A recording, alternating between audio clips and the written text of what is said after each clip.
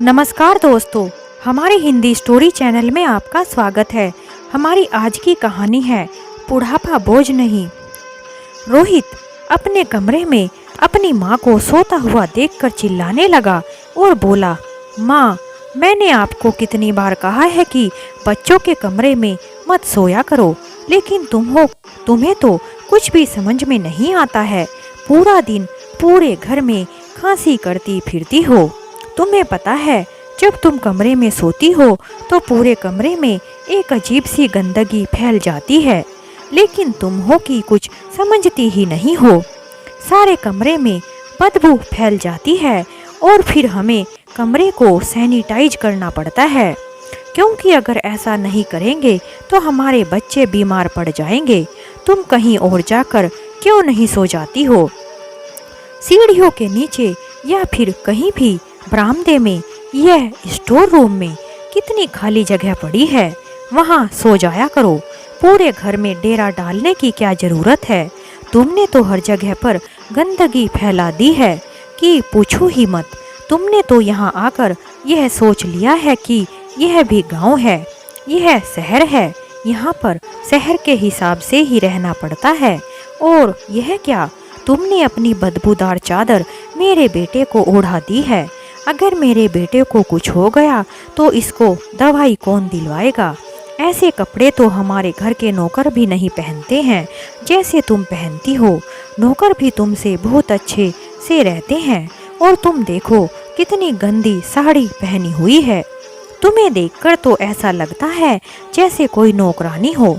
अपने बेटे की कड़वी बातों को सुनकर उषा जी की आंखों में आंसू आ गए थे। उन्हें अपने बेटे का ऐसा व्यवहार बिल्कुल भी अच्छा नहीं लग रहा था। फिर रोहित बोला, ऐसे घूर घूर कर क्या देख रही हो? अब जाओ यहाँ से।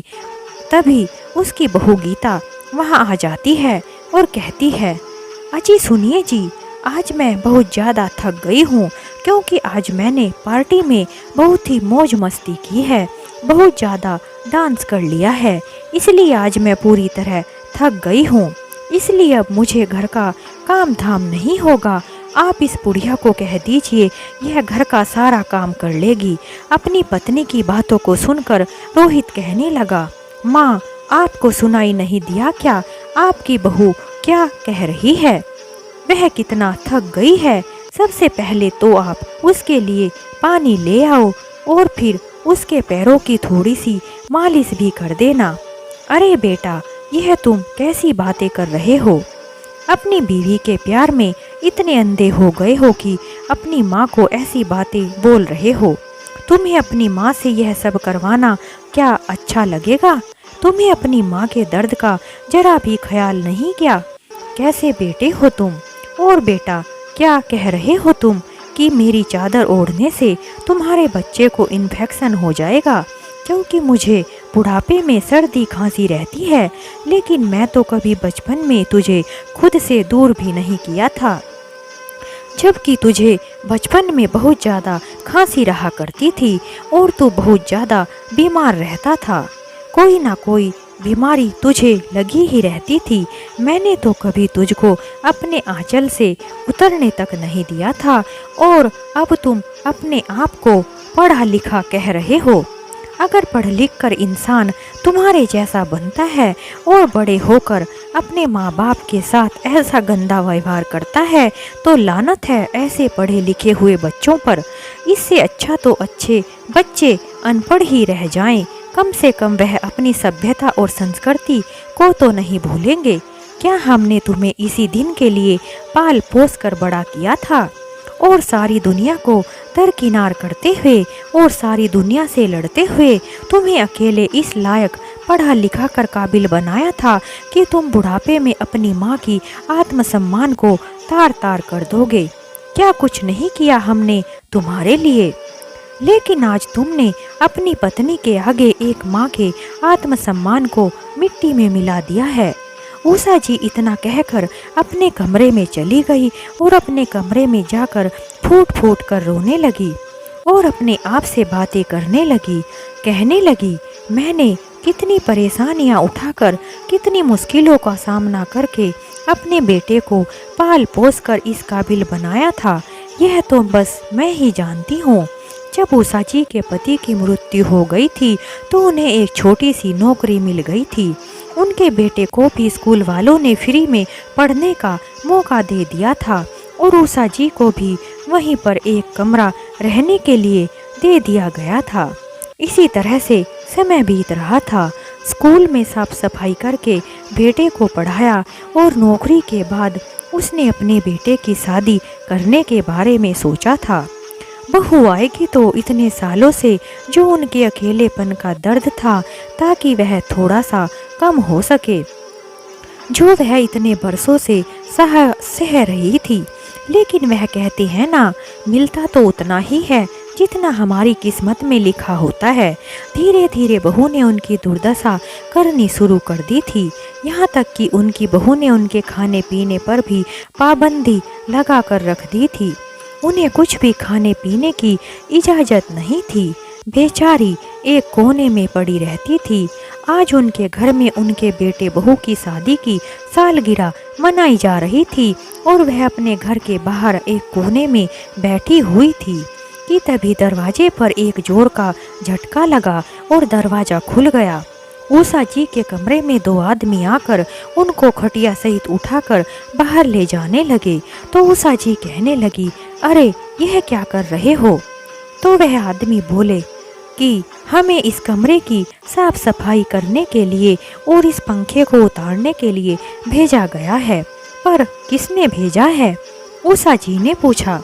जब उषा जी उनसे यह पूछ रही थी तभी उनकी बहू गीता वहाँ पर आ जाती है और कहती है, अरे जल्दी जल्दी से काम करो, इस पंखे को फिर बाहर भी लगाना है क्योंकि मेहमानों के आने का समय हो गया है।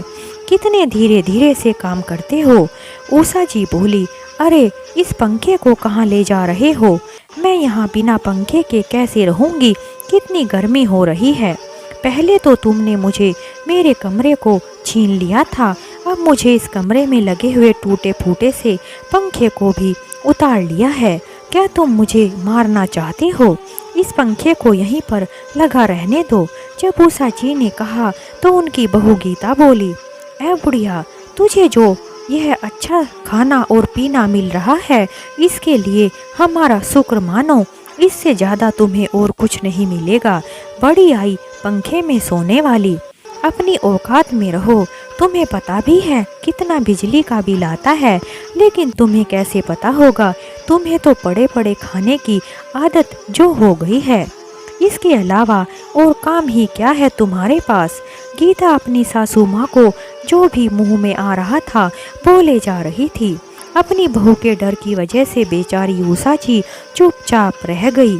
उनके आगे बोलने की हिम्मत भी नहीं हुई और बेचारी वापस जाकर अपनी टूटी फूटी सी खटिया पर बैठ गई और अपना पसीना साफ करने लगी। उषा जी के घर में आज उनके बेटे बहू की सालगिरह की पार्टी थी, जिसके लिए पूरे घर को बहुत ही अच्छी तरह से सजाया जा रहा था।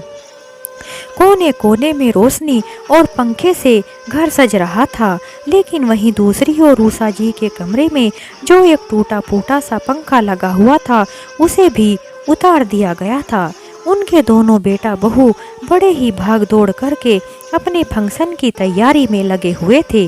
तभी एक हलवाई आकर गीता को बोला, मैडम जी, मुझे आपको कुछ बताना था।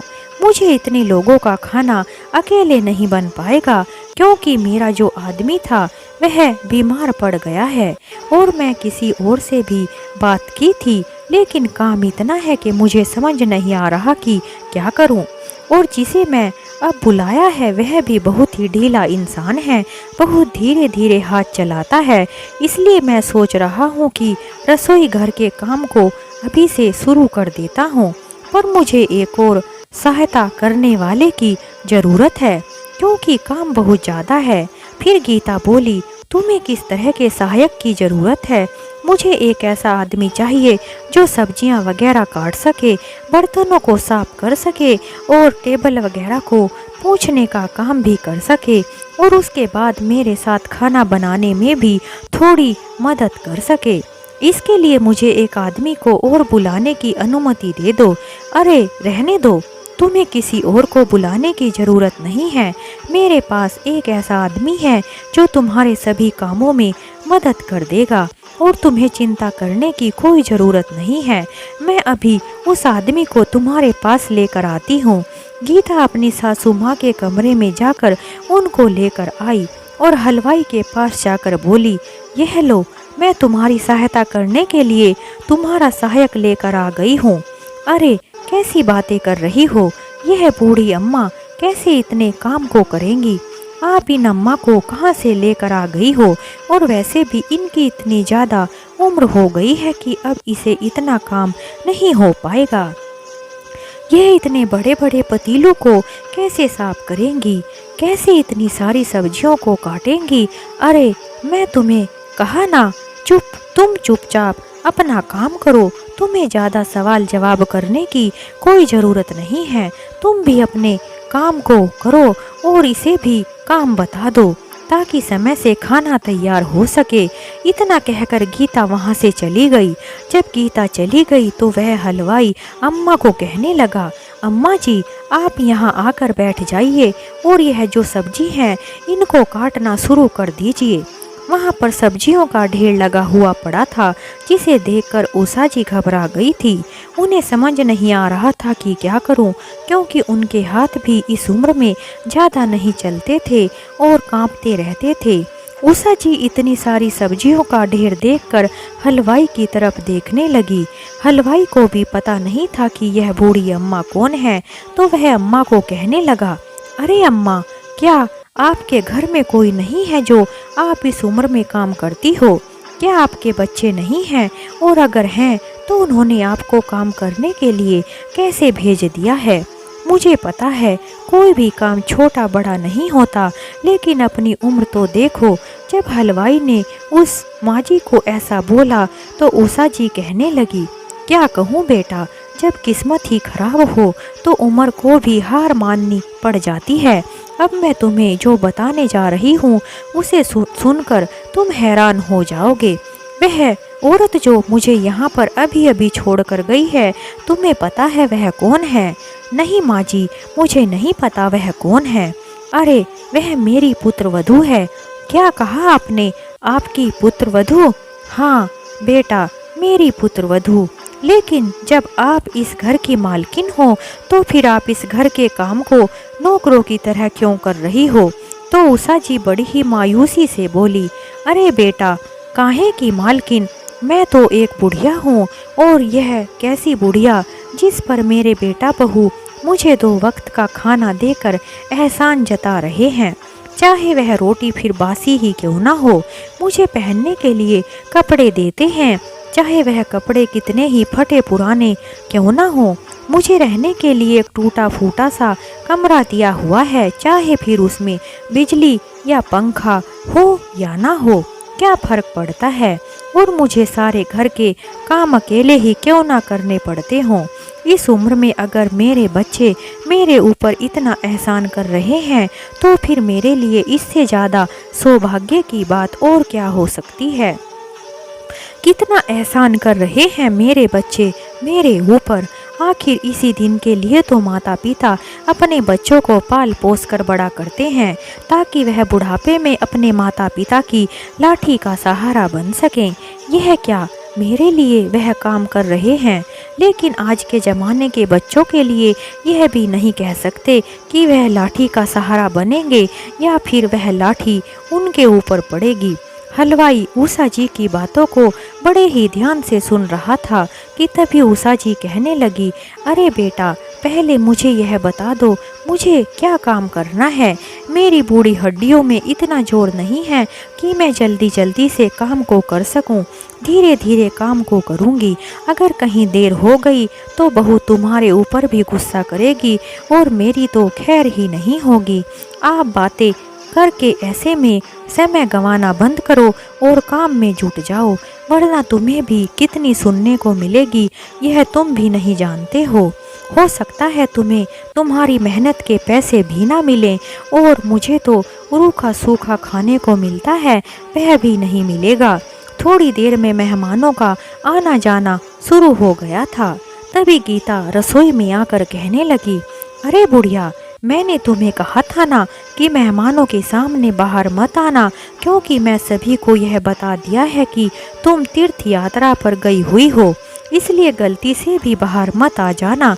ध्यान रखना, अगर बाहर आई तो अच्छा नहीं होगा। थोड़ी देर के बाद पार्टी शुरू हो गई थी। उषा जी की रसोई घर में बैठे बैठे हालत खराब हो रही थी, क्योंकि रसोई घर में गर्मी की वजह से और भी ज़्यादा गर्मी लग रही थी। क्यों नहीं बाहर आने के लिए उन्हें मना किया हुआ था, इसलिए उनका रसोई घर में दम घुट रहा था और उन्हें बाहर आने की इजाज़त भी नहीं थी।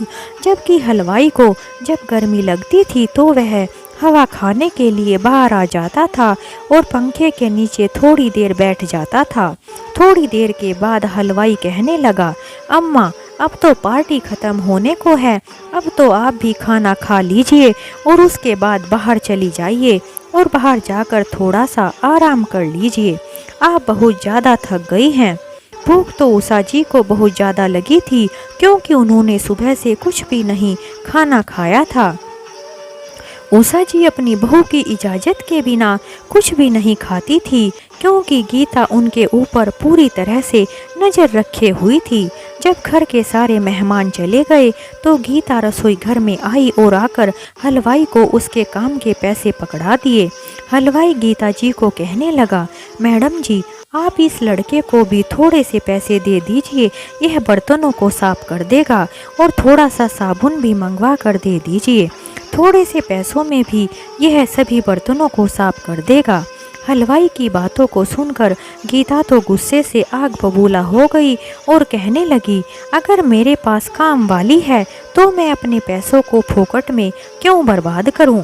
मेरे पास बर्तनों को साफ करने के लिए यह बुढ़िया है ना, तो मैं क्यों फालतू में अपने पैसों को वेस्ट करूं? तुम इस लड़के को खाना दे दो, जो बचा हुआ है वह लेकर चला जाएगा और तुम भी ले जाना, बस इससे ज़्यादा और कुछ नहीं मैं दे सकती। लेकिन मैडम जी यह इतने बड़े बड़े बर्तन यह बेचारी बूढ़ी अम्मा कैसे साफ करेगी? अपने घर में इतनी बड़ी पार्टी रखी है, इतना ज़्यादा खर्च किया है, अगर थोड़े से पैसे आप बर्तन साफ करने के लिए दे देंगी तो आपके पास कौन सी कमी आ जाएगी? इस गरीब का भी भला हो जाएगा। जब हलवाई ने कहा तो गीता बोली, तुम्हें ज़्यादा बात करने की ज़रूरत नहीं है, तुम्हें तुम्हारे पैसे मिल गए हैं ना, तो अब तुम अपना रास्ता नापो, तुम्हें किसी की फिक्र करने की ज़रूरत नहीं है। यह मेरा घर है और मेरे घर में कैसे काम करना है और किससे करवाना है यह मैं अपने आप देख लूँगी। मैं समाज सेवा का बेड़ा नहीं उठाया हुआ है और ना ही समाज सेवा करने के लिए बैठी हूँ, और इतना खाना दे रही हूँ क्या इसका कोई मोल नहीं है? तुम्हें बाजार में आटे दाल का भाव भी पता है ना? हलवाई ने कहा, अम्मा ने भी कुछ भी नहीं खाया है, वह भी कब से काम में लगी हुई है और भूखी है, उनके लिए भी थोड़ा सा खाना रख लीजिए। हलवाई के इतना कहते ही गीता चिल्लाते हुए बोली, तुम्हें कहा है ना यहाँ से दफा हो जाओ, ज़्यादा बोलने की ज़रूरत नहीं है। अगर तुम और ज़्यादा बोले तो मैं तुमसे तुम्हारे पैसे भी छीन लूँगी, और इस बुढ़िया को ऐसा खाना हजम नहीं होता है। वह हलवाई बेचारा आगे क्या बोलता, क्योंकि उसे भी गीता ने खरी खोटी सुना दी थी। हलवाई बेचारा माँ जी की तरफ दया दृष्टि से देखता हुआ चला गया। हलवाई के जाने के बाद गीता उषा जी से बोली, देख बुढ़िया, अभी बहुत ज़्यादा काम पड़ा हुआ है, यह सारे बर्तन साफ करने के बाद ही तुझे खाना मिलेगा, इसलिए जल्दी जल्दी से बर्तनों को साफ कर दो, उसके बाद साफ सफाई भी करनी है। उषा जी बोली, बहू तुमने तो सारा खाना हलवाई को दे दिया है, अब मैं क्या खाऊंगी? मुझे बहुत जोरों की भूख लगी है। अरे बुढ़िया, तुम पहले सारा काम तो ख़त्म करो, फिर मैं तुम्हें खाना भी दे दूंगी। अगर तुम पहले ही खाना खाकर बैठ गई तो फिर आलसी हो जाओगी, और अगर आलस आ गया तो फिर काम को कौन करेगा? इसलिए पहले काम को ख़त्म करो और उसके बाद मैं खाना भी दे दूंगी। लेकिन कहाँ से दोगी? खाना तो तुमने सारा हलवाई को दे दिया है। अच्छा जी, तो महारानी क्या सोच रही है कि जो खाना पार्टी में बना है वह तुम्हें मिलेगा? वह खाना तुम्हारे लिए बिल्कुल भी नहीं था। यह पार्टी की दावत तुम्हारे लिए नहीं रखी गई थी। तुम्हारे लिए कल का बासी खाना फ्रिज में पड़ा हुआ है। तुम्हारी हलवा पूरी खाने की औकात नहीं है। इतना कहकर गीता वहाँ से चली गई। अपनी बहू की बातों को सुनकर उषा जी फूट फूट कर रोने लगी, क्योंकि उषा जी ने सुबह से एक निवाला भी खाने का अपने मुंह में नहीं डाला था। लेकिन फिर भी उसे मिला क्या? बासी रोटी। आखिर ऐसा भी क्या पाप कर दिया था उन्होंने, जो उन्हें ऐसे दिन देखने पड़ रहे थे। यह सोचते सोचते उषा जी वहाँ से खड़ी हो गई, क्योंकि उन्हें भूख तो जोरों की लगी हुई थी और उन्हें काम भी निपटाना था। आखिर खाना तो वही पड़ेगा, चाहे वह बासी खाना ही क्यों न हो। सोचते सोचते उषा जी झूठे बर्तनों को समेटने लगी। लेकिन जब वह बर्तनों को साफ करने के लिए इकट्ठा कर रही थी, तो एक पतीले में खाना देखकर हैरान रह गई। एक पतीले में खाना बचा हुआ था। वह समझ गई कि यह उस हलवाई ने उसके लिए खाना छुपा कर रखा है। हलवाई ने थोड़ा थोड़ा खाना सभी बर्तनों में छोड़ दिया था। खाना देखकर उषा जी उस हलवाई को दुआएं देने लगी और जल्दी जल्दी से खाना खाने लगी। खाना खाकर उषा जी बर्तनों को बड़ी ही मेहनत से धो रही थी कि तभी उनका बेटा आकर बोला, अरे यह धीरे धीरे से क्या हाथ चला रही हो? जल्दी जल्दी से काम करो। अरे माँ, तुम खाती तो इतना हो, इतना खाना कहाँ चला जाता है और हाथ बहुत धीरे धीरे चलाती हो। अपने बेटे की बातों को सुनकर उषा जी बोली, हाँ बेटा, मैं खाना तो बहुत ज़्यादा खाती हूँ, लेकिन रात दिन अपनी बेइज्जती भी सहती हूँ। पता नहीं लोग अपनी औलाद को पाने के लिए इतने मंदिर मस्जिदों के चक्कर क्यों लगाते हैं। औलाद पाने के लिए कितनी मन्नतें मांगते हैं, लेकिन अगर उन्हें पता होता कि बड़े होकर यही औलाद अपने माता पिता के साथ ऐसा बर्ताव करेंगी, तो ऐसे औलाद होना ही अच्छा है।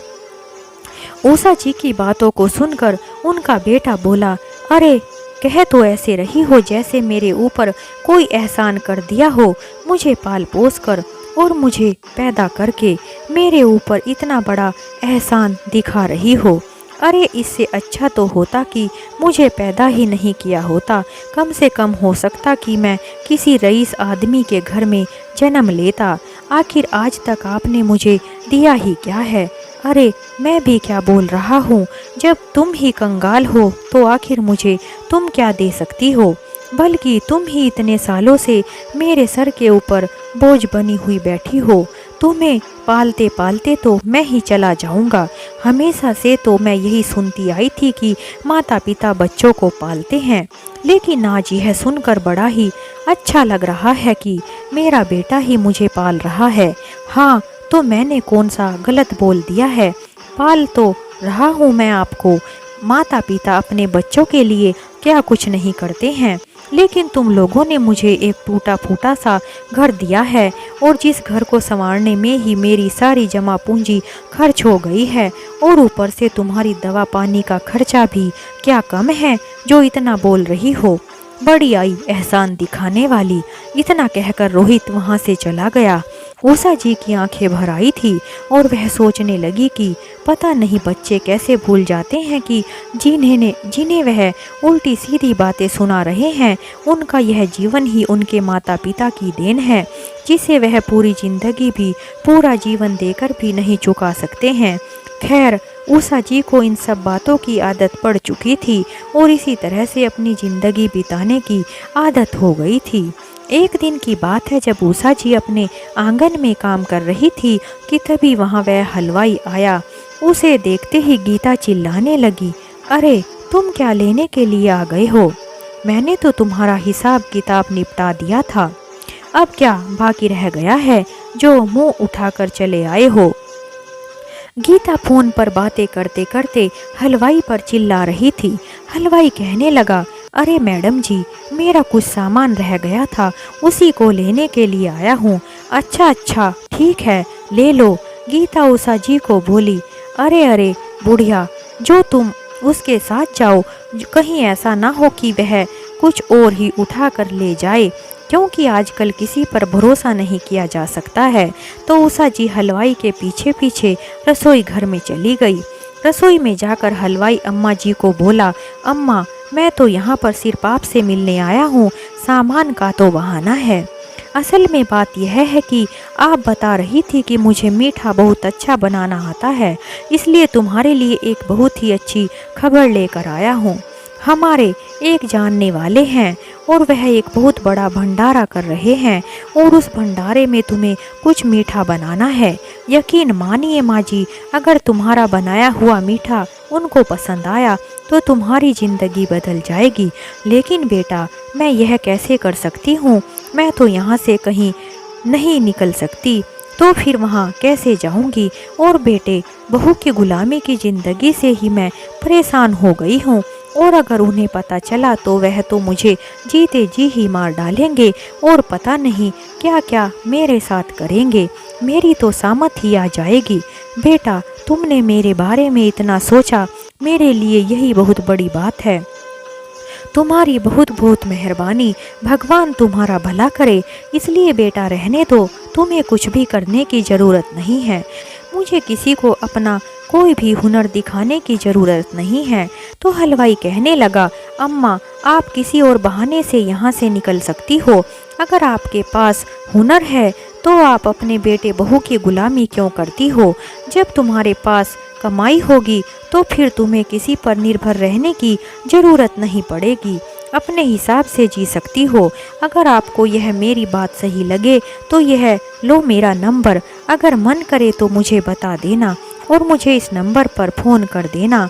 और हाँ, मैं आपको बता देना चाहता हूँ कि यह कोई छोटा मोटा आदमी नहीं है, यह एक बहुत बड़ा आदमी है। अगर इसे आपका बनाया हुआ मीठा पसंद आ गया तो फिर आपको भी नहीं पता कि आपकी किस्मत कहाँ पहुँच जाएगी। अगले दिन गीता बोली, अरे ओ बुढ़िया, सुन ले, आज तुम्हें बस मेरे लिए ही खाना बनाना है। बच्चे और आपका बेटा तो बाहर से ही खाना खा कर आएंगे और फ्रिज में जो बासी खाना पड़ा है उसे तुम खा लेना। अपनी बहू की बातों को सुनकर उषा जी को आज बहुत गुस्सा आया और वह खाना खाकर मंदिर जाने के बहाने से निकल गई। इसी तरह अम्मा हलवाई जहाँ भी कहता वहाँ पर मीठा बनाने के लिए चली जाती थी। उस आदमी के घर खीर बनाने के बाद से तो वह अम्मा इतनी प्रसिद्ध हो गई थी कि लोगों ने उन्हें अपने यहाँ पूजा में भंडारे में मीठा बनाने का ऑर्डर भी देने लगे थे। अब तो बूढ़ी अम्मा मंदिर के बहाने से घर से निकलने लगी थी। उनके इस तरह से निकलने पर गीता को उन पर शक होने लगा, लेकिन फिर उसने सोचा कि चलो, मुझे क्या फ़र्क पड़ता है कि यह कहाँ जाती है, कम से कम घर का काम तो सारा कर ही जाती है। काम खत्म होने के बाद मुझे क्या ज़रूरत है यह जानने की कि कहाँ जाती है, क्योंकि गीता ने तो कभी सपने में भी नहीं सोचा होगा कि जिस बुढ़िया को कंगाल, मनहूस और भी पता नहीं क्या क्या कहती है, वह ऐसा कुछ भी कर सकती है। इसी तरह से समय बीत रहा था। अम्मा धीरे धीरे प्रसिद्ध होती चली जा रही थी और दूसरी तरफ उसके बेटे के कारोबार में घाटा होता जा रहा था। एक दिन रोहित गीता को कहने लगा, अरे, हमारे बिजनेस में इतना ज़्यादा नुकसान हो रहा है, मुझे तो डर लगने लगा है कि अगर ऐसा ही चलता रहा तो हमें अपना घर ना बेचना पड़ जाए। अरे, कैसी बातें कर रही हो? अगर हमने अपना घर बेच दिया तो फिर कहाँ जाएंगे?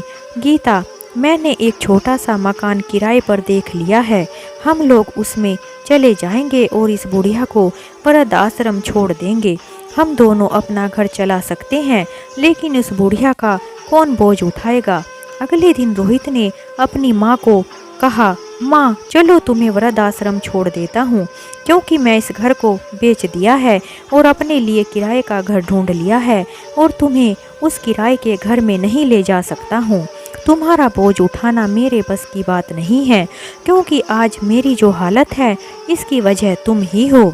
तुम तो पहले से ही कंगाल थी और मुझे भी कंगाल कर दिया है। उषा जी कहने लगी, ठीक है बेटा, जो तुम्हें सही लगे वही करो, तुम जहाँ जाना चाहते हो जा सकते हो, मुझे कोई परेशानी नहीं है। लेकिन बेटा, बस मैं इतना कहना चाहती हूँ कि मुझे बस थोड़े से दिन यहाँ रहने की इजाज़त दे दो, उसके बाद मैं अपना रहने का इंतज़ाम खुद ही कर लूँगी और मैं यहाँ से चली जाऊँगी। बेटे ने कहा, ठीक है, अगर खुद ही चली जाओगी तो इससे अच्छी बात और क्या हो सकती है, और फिर लोग मेरे ऊपर उंगली भी नहीं उठाएंगे। उषा जी इसी तरह चुपचाप हलवाई के कहने पर खाना बनाने जाती रही। उस हलवाई ने अब तो उषा जी का एक अकाउंट भी खुलवा दिया था।